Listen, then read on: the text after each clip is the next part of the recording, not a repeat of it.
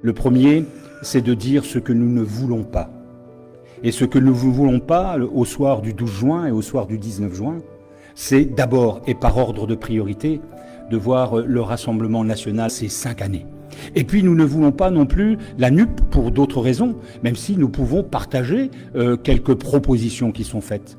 Tout simplement, nous n'en voulons pas parce que, premièrement, l'accord scellé entre ces différents partis l'a été sans aucune concertation avec les territoires, sans aucune concertation avec les citoyens. Et je vous dirais que je me réjouis, et je ne suis pas le seul, que des militants socialistes aient croisé le fer au tribunal. Aussi inquiétant dans le programme NUP, c'est un certain nombre de propositions qui sont irréalistes, que nous jugeons impossibles à mettre en œuvre, sauf à mettre la France en chamboule-tout et mettre la France en banqueroute.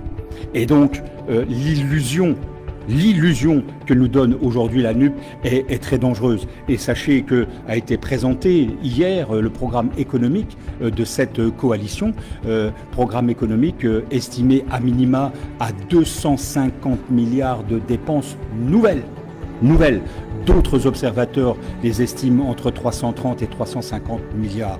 Eh bien, mes chers amis, mes chers camarades qui êtes présents, c'est un choc fiscal sans précédent auquel nous allons assister si demain cette coalition arrivait au pouvoir.